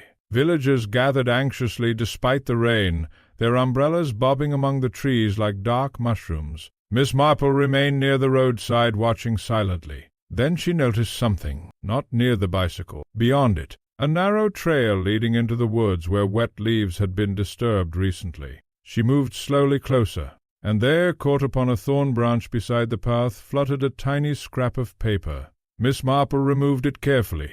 Only a few words remained legible through the rain. The boy survived. Her heartbeat quickened. More footsteps sounded nearby. Inspector Hewitt approached quickly. "What is it?" Miss Marple handed him the fragment. The inspector's face darkened immediately. "A letter? To Briggs, perhaps?" Miss Marple looked deeper into the woods. "No," she said softly. "I think Briggs was trying to deliver it." The search for Briggs continued until dusk. Constables moved through Rosebank Woods with lanterns, while villagers gathered in anxious clusters near the quarry road, speaking in lowered voices. Rain had finally ceased, but the woods remained dripping and dark beneath thick branches. Inspector Hewitt organized the search methodically. Miss Marple observed something else entirely. Not ordinary excitement, not village curiosity. Certain faces in the crowd appeared genuinely frightened by Briggs's disappearance. Mrs. Abernathy kept twisting her gloves until the seams strained visibly. The vicar avoided looking toward the woods altogether. Even Dr. Bellamy, standing pale beside the police motor car, seemed to expect disaster at any moment. And one person was missing entirely. Arthur Fenwick's widow. Mrs. Agnes Fenwick had not left Willow House all day. Miss Marple turned this fact over carefully in her mind while the search pressed deeper into the trees. At last, shortly before 7 o'clock, a constable's shout echoed through the woods. They had found Briggs. Barely. The old valet lay hidden in a shallow depression beyond the quarry ridge, soaked through and shivering violently. Blood marked one side of his forehead where he had evidently fallen or been struck. Inspector Hewitt knelt beside him immediately. "Briggs, can you hear me?" The old man's eyelids fluttered weakly. "They know," he whispered. "Who knows?" Briggs clutched desperately at the inspector's sleeve. "He found out, just like Clara." Miss Marple stepped quietly closer. "Who found out, Mr. Briggs?" The old man stared upward blindly through the trees. "The boy." A tremor passed through Miss Grant beside her. "The boy." A tremor passed through Miss Grant beside her. Inspector Hewitt spoke firmly. "Which boy?" But Briggs had already slipped into unconsciousness. They carried Briggs to the vicarage under lantern light. Dr. Bellamy examined him carefully while Inspector Hewitt paced the adjoining room in growing frustration. "He's concussed," the doctor announced. "Exhaustion as well. He may speak coherently later." Inspector Hewitt muttered something uncharitable beneath his breath. Miss Marple sat quietly near the window. "The important thing," she said gently, "is that Briggs believed Gerald discovered the truth." "Yes, but what truth?" Miss Marple folded her hands. "The answer may lie in Briggs himself." Inspector Hewitt stopped pacing. "You think he knows what happened to Adam, and perhaps who killed Clara and Gerald?" Miss Marple did not reply immediately, because another possibility had entered her thoughts now, one far darker. If Briggs knew the final truth, then Briggs himself might be the next target. Almost as though following her thought, a floorboard creaked softly in the corridor outside. Inspector Hewitt turned instantly. "Who's there?" No answer came. The inspector strode into the hallway. A moment later his voice echoed sharply. "Constable!" Footsteps hurried downstairs. Miss Grant looked alarmed. "What is it?" Inspector Hewitt reappeared grim-faced. One of the back doors was open. A cold silence filled the room. Miss Marple looked toward the unconscious Briggs. Someone had come here tonight. Perhaps to listen. Perhaps to finish something. Near midnight Briggs regained consciousness briefly. Miss Marple, Inspector Hewitt, and Dr. Bellamy gathered beside the bed while wind stirred softly outside the vicarage windows. The old valet looked terribly frail now, his face gray against the pillow. Inspector Hewitt leaned close. "Mister, can you tell us who attacked you?" Briggs shook his head faintly. "Didn't see." "Why did you run?" The old man's eyes shifted toward Miss Marple. "She knows," he whispered weakly. Miss Marple spoke softly. "You were trying to protect someone." A faint tremor crossed Briggs's mouth. "The child?" His fingers tightened against the blanket. "They promised," he muttered. "Promised no harm would come," Inspector Hewitt said sharply. "Who promised?" But Briggs seemed scarcely aware now of the room around him. "The Colonel... Dr. Bellamy." His breathing grew uneven. Too late afterward, Miss Marple asked very gently, "What happened to Adam?" Briggs's eyes filled suddenly with fear. He lived. Inspector Hewitt leaned closer instantly. Where? The old man struggled for breath. They changed his name. Miss Grant gasped softly. Miss Marple felt her pulse quicken. Not dead. Not hidden abroad. Alive all along. Raised under another identity. Briggs whispered again. No one must know. Why not? Asked Miss Marple quietly. The old valet stared toward the dark ceiling. Because if he learns the truth, his voice faltered, he'll inherit everything. The room became utterly still. Inspector Hewitt spoke slowly. You mean the Ashcombe estate? Briggs gave the faintest nod. Miss Marple's thoughts raced now with sudden, terrible clarity. A hidden child, a concealed heir, a false identity maintained for 25 years, and Gerald Fenwick murdered after uncovering it. Miss Marple leaned forward gently. Mr. Briggs, who is Adam now? The old valet's lips parted. A name emerged, so softly that only Miss Marple, nearest the bed, heard it clearly. Her eyes widened. For the first time since the murders began, genuine shock crossed her face. Inspector Hewitt stared at her immediately. What did he say? Miss Marple did not answer at once, because the name Briggs had spoken changed everything. Not merely the inheritance, not merely the murders, everything. And before she could speak, the lamp beside the bed suddenly went out. Darkness swallowed the room. Miss Grant cried out sharply. A window slammed somewhere nearby. Inspector Hewitt lunged toward the door. Stay where you are. But amid the confusion came another sound. A strangled gasp from the bed. The lamp flickered back moments later as Dr. Bellamy relit it hurriedly. Briggs lay motionless, and pinned to the blanket above his heart was a single torn piece of photograph paper. The fragment showed only one thing clearly, a child's face. The vicarage drawing-room had altered entirely by morning. Death does that to rooms. Only hours earlier it had been merely warm and overcrowded. Now it carried the oppressive stillness left behind when violence intrudes upon ordinary life. The curtains remained half-drawn against pale dawn light, and Briggs's body had already been removed, though traces of disturbance lingered everywhere. Inspector Hewitt stood near the extinguished lamp with visible fury. He was murdered in a room full of people. Dr. Bellamy, exhausted and white-faced, said quietly, The attack happened during the blackout. Yes, thank you, Doctor, I had gathered that. Miss Grant sat trembling near the fire. But how could anyone extinguish the lamp so quickly?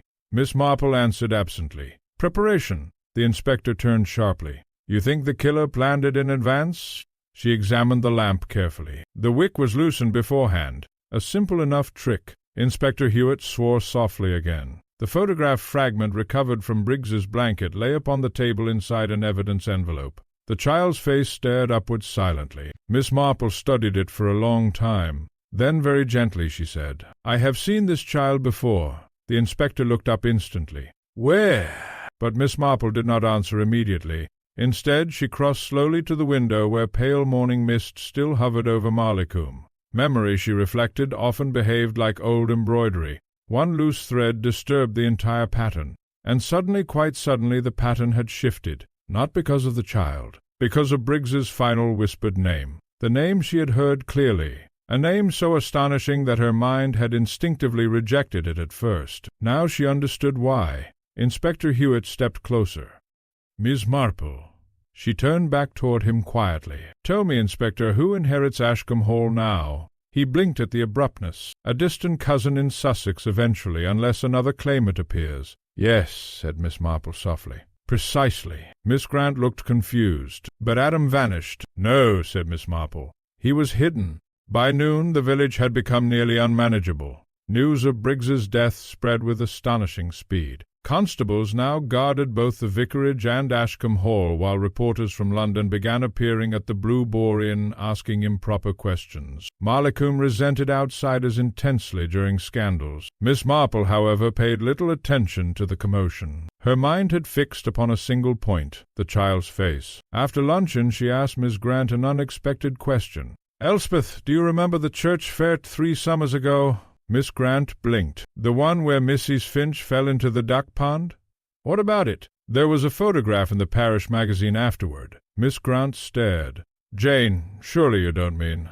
I do. Without another word, Miss Marple crossed to the bookshelf and withdrew several bound parish magazines tied carefully with ribbon. Inspector Hewitt, who had remained at the cottage reluctantly following her insistence, watched with growing impatience. "You cannot possibly solve murder through church newsletters." "My dear Inspector," said Miss Marple mildly, "villages conceal astonishing truths inside very dull publications." She turned pages steadily. Flower arrangements, harvest collections, choir notices. Then suddenly she stopped. Miss Grant leaned over her shoulder. A group photograph from the fair filled half the page. Children gathered beside the vicar beneath striped bunting, and among them a boy of perhaps 7 or 8, pale-haired, solemn-eyed, exactly the same child from Briggs's photograph fragment, only older. Inspector Hewitt stared. "Good Lord!" Miss Grant whispered. "But who is he?" Miss Marple pointed quietly toward the caption beneath the image. "Parish Fete volunteers, including young Michael Bellamy."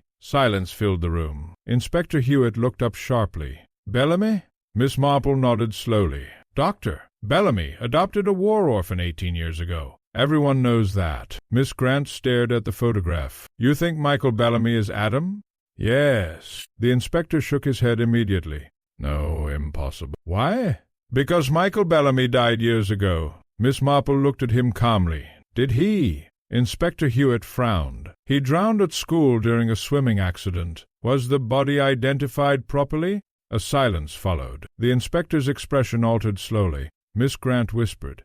Miss Marple folded the parish magazine carefully. "Children lost in water are remarkably difficult to identify with certainty." Inspector Hewitt stared at her. "You think Michael Bellamy's death was faked?" "No," said Miss Marple softly. "I think another child died." An hour later they confronted Dr. Bellamy at the surgery. The doctor listened in complete silence while Inspector Hewitt laid out Miss Marple's theory piece by piece. When at last the inspector finished, Dr. Bellamy lowered himself heavily into a chair. "You always were terrifyingly observant, Miss Marple." Miss Grant inhaled sharply. "It's true?"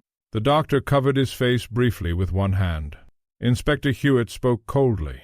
"Michael Bellamy was Adam Keene." "Adam Fenwick," corrected the doctor quietly. Rain began once more outside the surgery windows. Miss Marple watched him carefully. "You adopted him to protect him?" "Yes." "From whom?" Dr. Bellamy looked suddenly old beyond his years. "From Colonel Ashcombe's family. From scandal. From the truth." Inspector Hewitt frowned sharply. "But why fake the drowning?" The doctor's expression darkened with remembered fear. "Because someone discovered who he really was." Miss Marple nodded slowly. "And that someone was Gerald Fenwick." Dr. Bellamy looked up immediately. "No!" The certainty in his voice startled them all. "Gerald only discovered the truth recently," he continued. "The danger came much earlier." Miss Marple's eyes narrowed. "How much earlier?" "Around 15 years ago." The room became very still. Inspector Hewitt spoke carefully. "What happened then?" Dr. Bellamy rose slowly and crossed toward the rain-darkened window. "Someone tried to kill Adam." Miss Grant gasped aloud. "He survived?" "Yes." "And afterward?" "I sent him away permanently under another name." Miss Marple felt a chill pass through her. "Still alive, hidden somewhere beyond Mallicombe." The doctor turned back toward them. "I swore never to reveal where." Inspector Hewitt's voice hardened. "Yet people are still dying over this secret." "Yes," said Dr. Bellamy quietly, "because the person responsible never stopped being afraid." Miss Marple spoke very softly now. "And you know who that person is." Dr. Bellamy met her eyes. A long silence followed. Then he said, Before anyone could speak again, the surgery telephone rang sharply. The sound shattered the room. Dr. Bellamy crossed slowly to answer it. They watched his face change as he listened. Real fear. At last he whispered, "No." Inspector Hewitt stepped forward immediately. "What is it?" The doctor lowered the receiver with trembling fingers. "It's from Medchester Station." His face had gone utterly white. "Adam has returned to Mallicombe. For one extraordinary moment no one spoke. Rain beat steadily against the surgery windows while the name hung over the room like something summoned from the dead. Not hidden, not lost, returned. Inspector Hewitt recovered first. "Who telephoned?" "The station master at Medchester," said Dr. Bellamy faintly. "He recognized my name from earlier inquiries." He swallowed visibly. "A man arrived on the noon train asking directions to Mallicombe." Miss Grant whispered. "And he gave the name Adam?"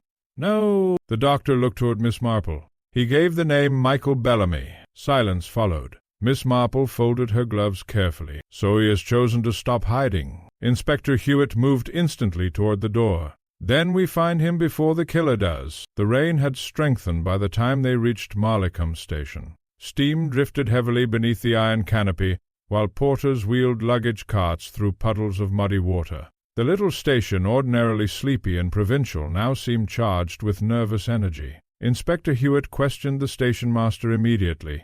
"Yes, sir," the elderly man confirmed. "Tall gentleman, fair hair, about 30 years old, perhaps." "Did he say where he was going?" "He asked after Rosebank Cottage." Miss Marple and the inspector exchanged a sharp glance. Clara Keane. Even now, after death, he had come searching for his mother. "Did he arrive alone?" asked Miss Marple quietly. The station-master hesitated. Well, There was another man watching him. Inspector Hewitt stiffened. "What man?" "Didn't know him.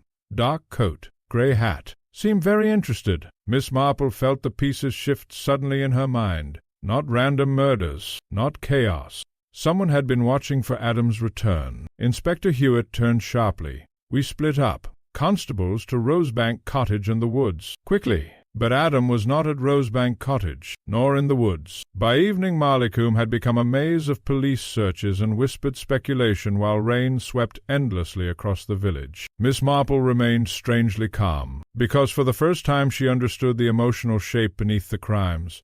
Not greed alone, not revenge. Fear sustained over 25 years until it had poisoned everything around it. She sat quietly in the cottage drawing-room while Miss Grant paced anxiously. What if the killer reaches him first? Miss Marple threaded another needle carefully. "My dear, I suspect the killer already has." Miss Grant stared. "You mean Adam is dead?" no. Miss Marple looked up. "I mean they have already met." A knock interrupted them. Inspector Hewitt entered, soaked with rain and visible frustration. "No sign of him anywhere. Did anyone see him enter the village?" "Yes. Mrs. Finch spotted a man walking toward the churchyard around 3 o'clock. Miss Marple became attentive instantly. "The churchyard?" Inspector Hewitt frowned. "What about it?" Miss Marple rose slowly. "Inspector, where was Dr. Bellamy attacked?" "The churchyard path." "And where did Briggs die?" "The vicarage, beside the churchyard." Miss Marple's eyes had sharpened now with sudden certainty. "Something is hidden there." The churchyard lay drenched beneath evening rain when they arrived. Dark yews leaned heavily over crooked gravestones, while water gleamed across ancient stone paths. Inspector Hewitt carried a lantern. "You think Adam came here?" "Why?" Miss Marple moved slowly between the graves. "Because people return to beginnings." She stopped near the far wall beside an old stone crypt belonging to the Ashcombe family. The lantern light flickered across weathered names and dates. Then Miss Marple noticed disturbed earth near the crypt entrance. Fresh mud, fresh footprints. Inspector Hewitt saw them too. "Someone's been here recently." The crypt door stood slightly ajar. The inspector drew his revolver immediately. Miss Grant gave a small, frightened sound. Inspector Hewitt pushed the heavy door open carefully. Lantern light spilled into darkness below. Stone steps descended beneath the church. Cold air drifted upward. They went down slowly. At the bottom lay a narrow chamber lined with coffins and memorial plaque sand. At the far end stood a man. Tall, fair-haired, pale from exhaustion and rain. He turned sharply as they entered. For one moment nobody moved. Then Dr. Bellamy whispered, "Adam." The man looked at him steadily. "No," he said quietly. "My name is Michael." Miss Marple watched him carefully. Not frightened, not confused, angry, deeply angry. Inspector Hewitt lowered the revolver slightly. You knew! Michael Bellamy gave a harsh little laugh. "Yes, I knew." Dr. Bellamy stared. "For how long?" "Since I was 17. The rain drummed faintly overhead through the stone ceiling. Miss Marple spoke softly. "You came back because Gerald contacted you." Michael looked at her sharply. "Before he died, what did Gerald discover?" Michael's expression hardened. "The truth about my father." Inspector Hewitt stepped closer. "Hartrop Fenwick." No. Michael's voice became suddenly cold. "Colonel Ascombe." Silence exploded through the crypt. Miss Grant gasped aloud. Dr. Bellamy closed his eyes briefly. Miss Marple alone remained still, because somewhere deep within herself she had already begun suspecting it. Michael continued. "Arthur Fenwick was blamed because Ashcombe paid him to accept responsibility. Inspector Hewitt stared. "But the photographs were staged." Michael's voice trembled now with controlled fury. "The Colonel arranged everything. My mother discovered documents proving it before she vanished." Miss Marple spoke very quietly. "And Gerald learned the same truth." A terrible understanding settled slowly over the crypt. Not merely scandal, not merely inheritance. A deliberate lie maintained for 25 years by one of the most powerful men in Malacombe. Inspector Hewitt frowned deeply. "But Ashcombe is dead." Michael looked toward the darkness behind them. "Yes," he said softly, "but the person protecting him isn't." At that exact moment footsteps sounded above the crypt stairs. Footsteps sounded above the crypt stairs. Careful, descending toward them. No one in the crypt moved. The footsteps descended slowly through darkness overhead, measured and unhurried, as though the person approaching felt neither panic nor uncertainty. Miss Grant instinctively clutched Miss Marple's arm. Inspector Hewitt raised the lantern higher with one hand while the other tightened around his revolver. Dr. Bellamy looked suddenly stricken, and Michael Bellamy Adam turned toward the staircase with an expression not of fear but recognition. The footsteps stopped. A figure emerged from shadow. Mrs. Agnes Fenwick. For one bewildered instant the sight of her seemed almost absurd. She appeared precisely as she always had. Modest coat buttoned carefully at the throat, sensible shoes damp from rain, grey hair pinned neatly beneath a hat slightly too old-fashioned even for Malacombe.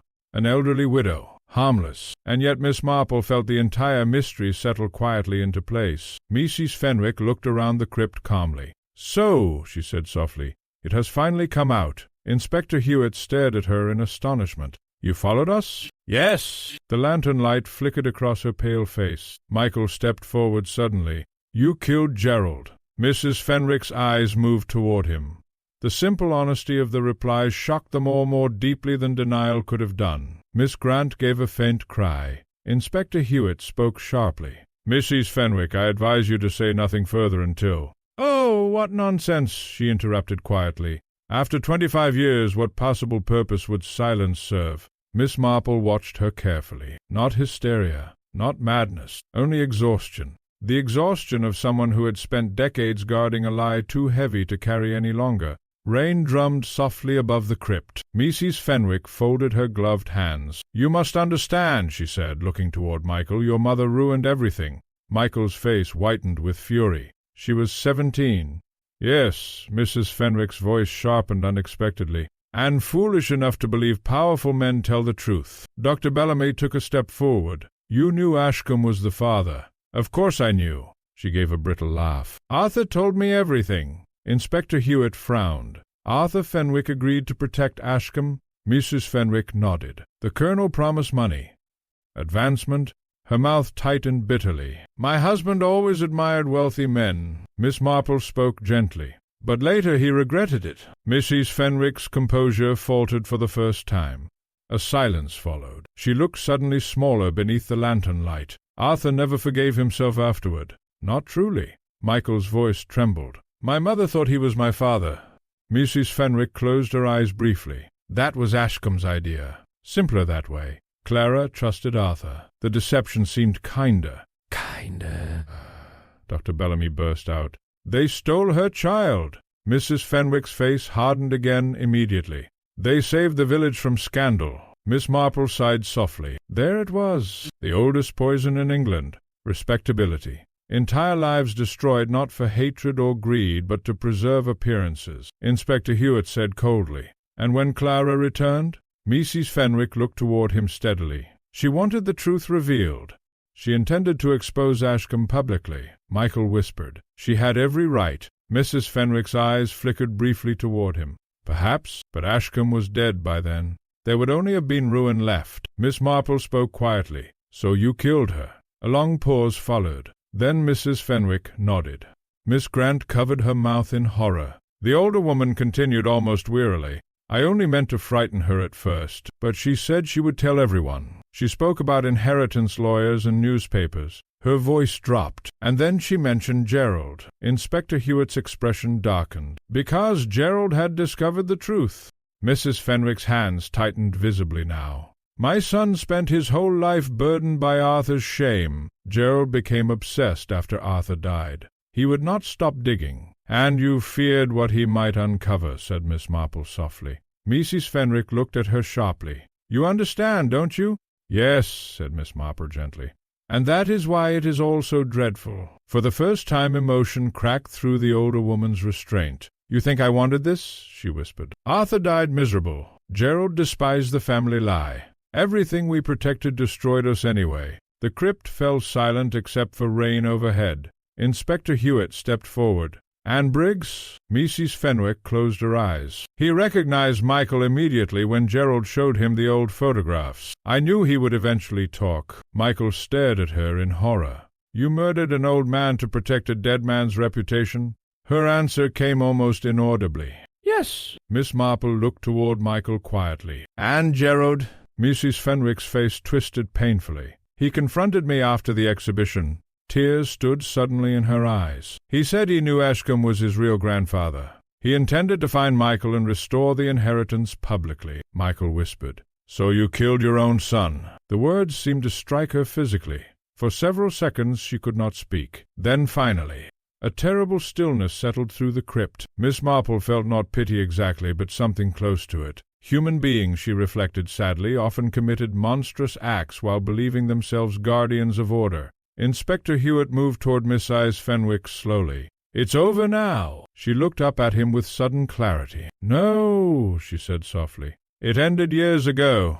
And before anyone fully understood her movement, she reached into her coat. Dr. Bellamy shouted sharply. Inspector Hewitt lunged forward. Too late. Mrs. Fenwick raised a small silver flask to her lips and swallowed. The flask struck the stone floor with a metallic echo. "Digitalis." Miss Marple knew immediately. Mrs. Fenwick swayed slightly. Michael caught her before she fell. For one strange moment, mother and grandson, though neither had known it truly until now, looked at one another beneath the crypt lantern. Her voice emerged faintly. "I only wanted it buried," she whispered. Then her eyes closed, and at last, after 25 years of lies, Malcolm's dead began finally to rest. 3 days later the rain stopped. Sunlight returned cautiously to Malcolm, touching rooftops and hedges with the hesitant warmth of early autumn. The village resumed its ordinary habits with visible relief.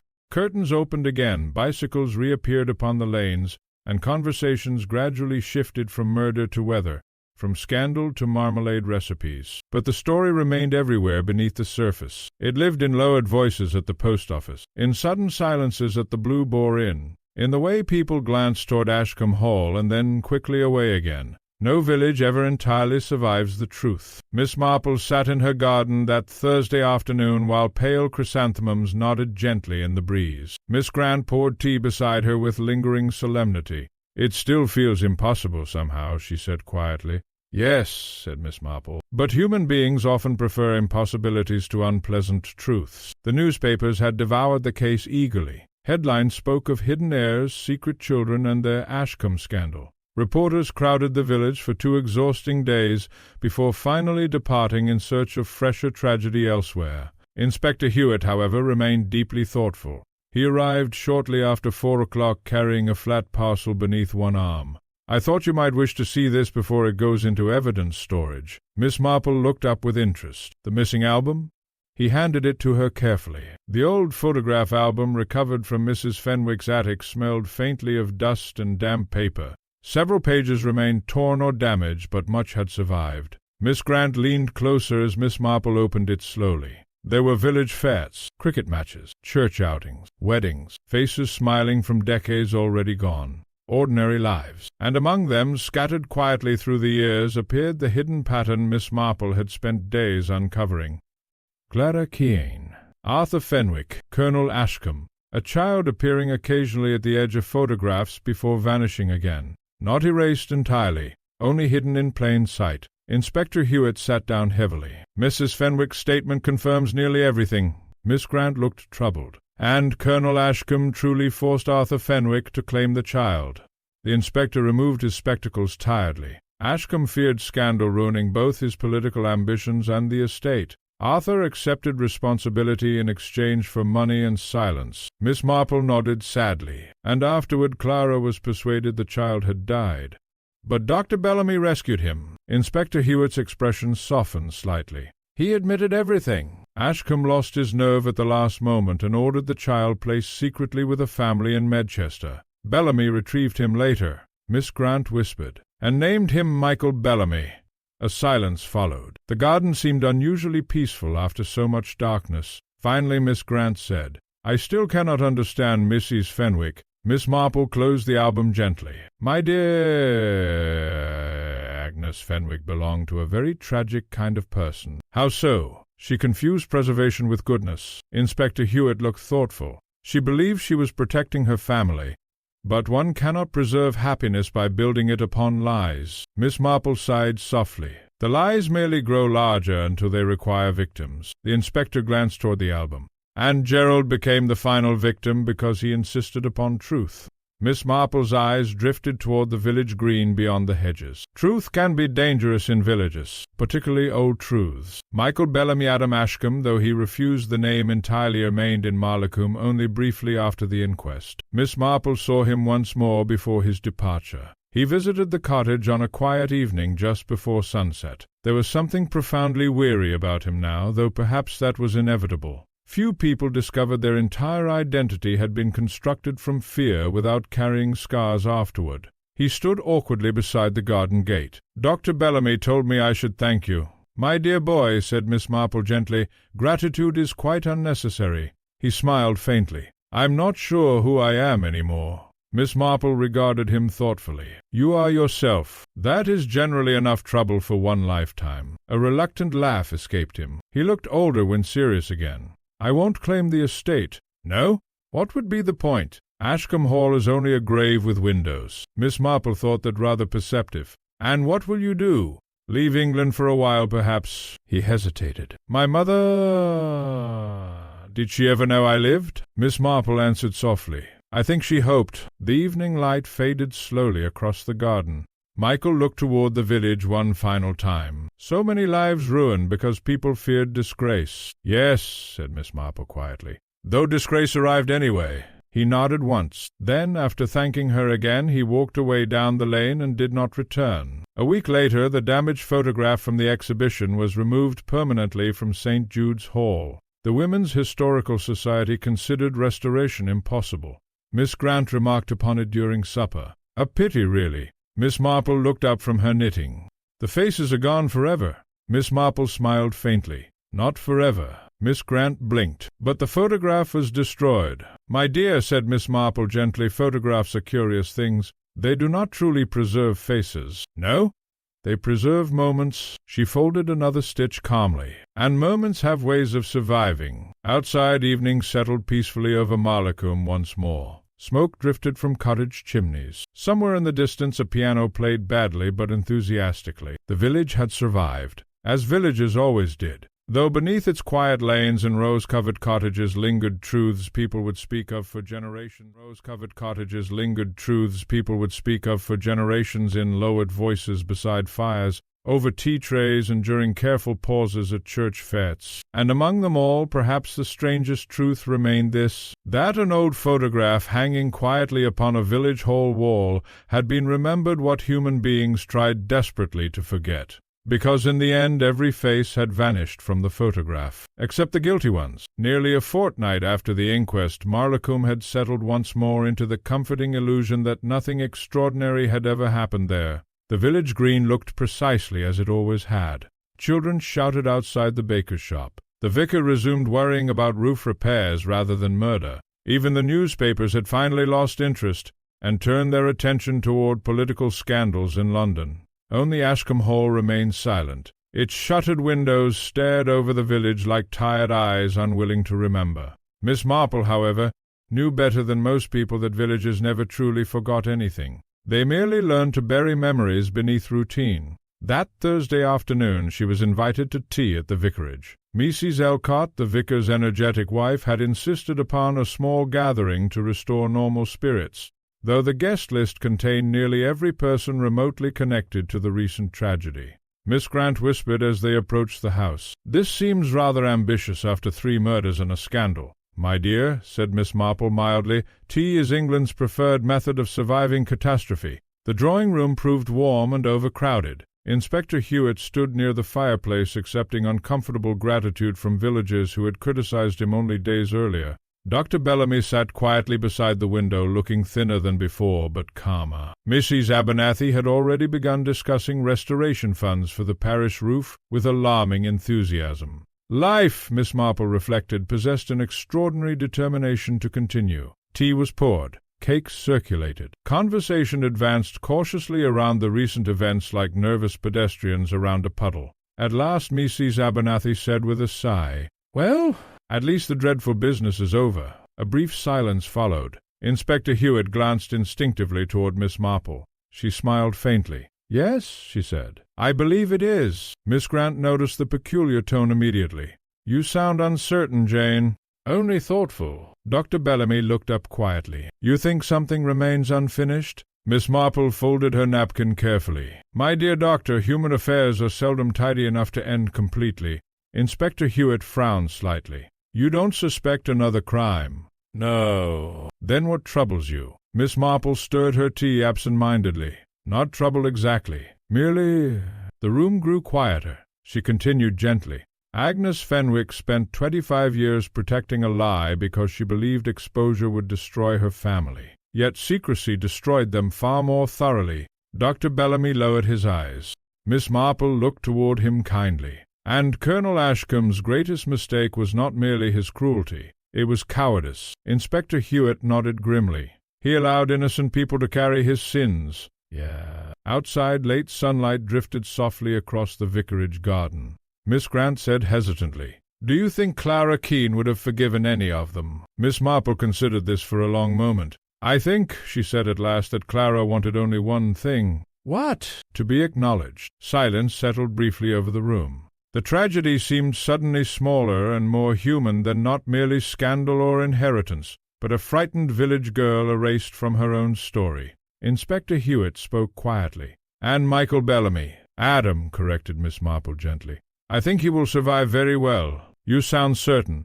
"My dear Inspector, children who grow up inside secrets usually become either terribly weak or remarkably strong." A faint smile touched her face. "Adam appears to belong to the latter category." "Mrs." Elcott rose then to refill teacups, relieved perhaps by the conversation's softer turn. The gathering slowly relaxed. People began speaking again of ordinary things: gardens, weather, train schedules, marmalade competitions. Yet beneath the familiar chatter lingered a changed understanding. Mallicum would never again appear quite so innocent to itself. As the afternoon faded toward evening, Inspector Hewitt prepared to leave. At the doorway he paused beside Miss Marple. "I suppose I ought to thank you once more." "That is never necessary." "No," he said thoughtfully, "I believe it is." He hesitated. "You knew before the rest of us, didn't you? About Agnes Fenwick?" "Yes." Miss Marple smiled softly. "I suspected." "What gave her away?" Miss Marple glanced back toward the cheerful room behind them. "Love," she said. The inspector blinked. "Love?" "Yes. She never spoke of Gerald with grief." Miss Marple adjusted her gloves carefully. "Only fear." Inspector Hewitt considered that silently for several seconds. Then he laughed quietly. "You really do notice everything." "My dear Inspector," said Miss Marple, "that is only because people so rarely notice themselves." He departed, smiling faintly. Evening settled peacefully over Mallicum. Miss Marple and Miss Grant walked home slowly beneath fading golden light, while smoke curled upward from cottage chimneys and distant church bells sounded the hour. At the gate Miss Grant slipped her arm gently through Miss Marple's. "Well," she said, "another mystery solved." "And another village secret uncovered." Miss Marple looked toward the dark outline of Ashcombe Hall far beyond the trees. "Yes," she repeated softly. Then, after a pause, "Though I dare say Mallicum is already creating new secrets to replace the old ones." Miss Grant laughed. "That sounds terribly cynical." "My dear," said Miss Marple with quiet amusement, "it is merely experience." They entered the cottage together while evening deepened peacefully around the village once more. And somewhere, hidden safely at last beyond Mallicum and its ghosts, a child who had once been erased from history began at last to live under his true name.